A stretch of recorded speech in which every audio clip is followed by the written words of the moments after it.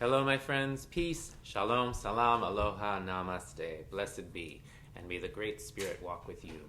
My name is Jonathan Rydell, Director of Christian Education at the First Congregational Church in Chappaqua. And today I wanted to talk about asking for what you want. Like I mentioned in my message last week about work and play, when we are babies, our parents do everything for us. We can't eat, drink, or even move without them.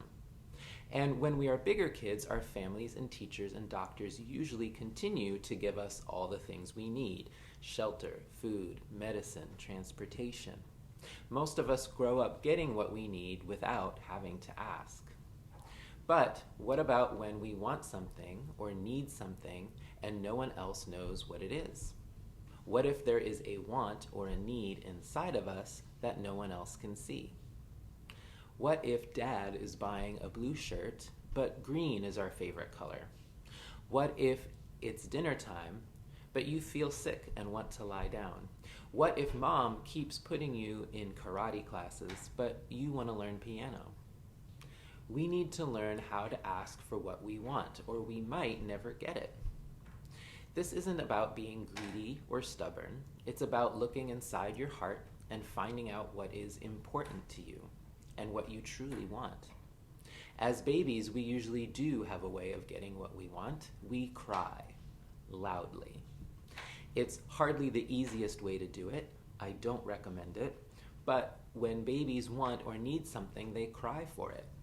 And we still do this sometimes, even as grown-ups. We get cranky when we are hungry, depressed when we are tired, disappointed when our dreams don't come true. These are actually important feelings to have.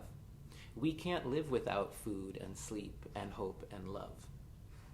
And when we aren't getting these things, our bodies and our souls start crying for them. And this is why it's so important to ask for what we want. Now, hopefully we can calmly, respectfully ask for what we need before we throw a fit or sink into a puddle of tears, but no one is perfect. Jesus tells us similar things in the Bible.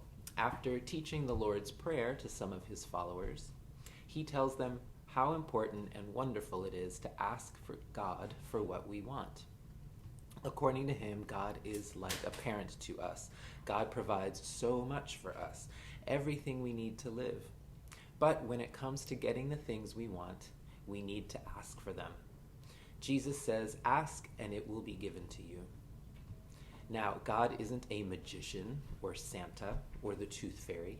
If you ask for a new toy, it won't be under your pillow the next morning. But if you ask for what you want, and it's something you really, truly want with all your heart, chances are you'll get it somehow. Maybe even right away. It's wonderful. But remember, part of praying and asking for what you want is having an open heart to what you receive.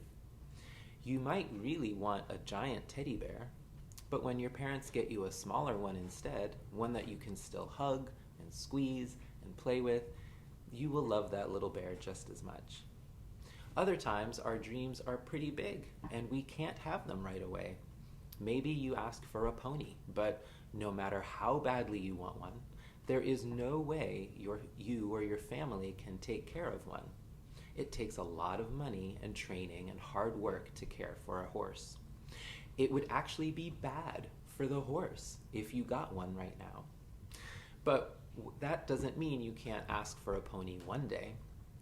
Keep dreaming about it as long as that dream feels true to you. Learn all about horses and how to take care of them. Go see some horses. Ask if you can volunteer to help brush one and feed one and clean up after one. If you get the opportunity to ride a horse, take it and be joyful. Learn about what it means to have a stable, how they are built, how to repair one, and when you're older, look for a chance to work with horses, maybe on a farm or at a riding school. And then, if your dream is still to own one for yourself, you'll be ready. And if you need help finding the money or the right barn or the right horse, God and your community and your own spirit will come together and figure it out and get you that horse. The last thing I want to mention is that we don't always need God in heaven or grown-ups to answer our prayers. We all have God inside us, and we are each very smart and powerful. We all have God inside us, and sometimes asking for what we want is a great way to figure out exactly what we want, and then getting it ourselves. I'm hungry, and so I ask for food. But wait, not just any food. I want a sandwich. But not just any sandwich, a peanut butter sandwich.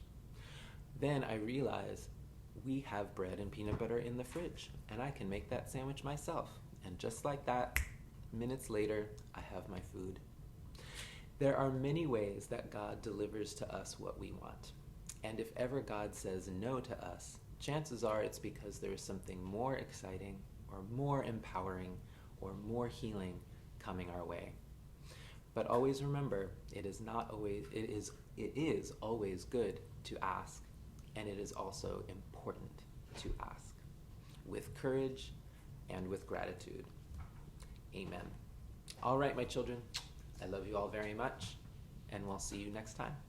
Bye-bye.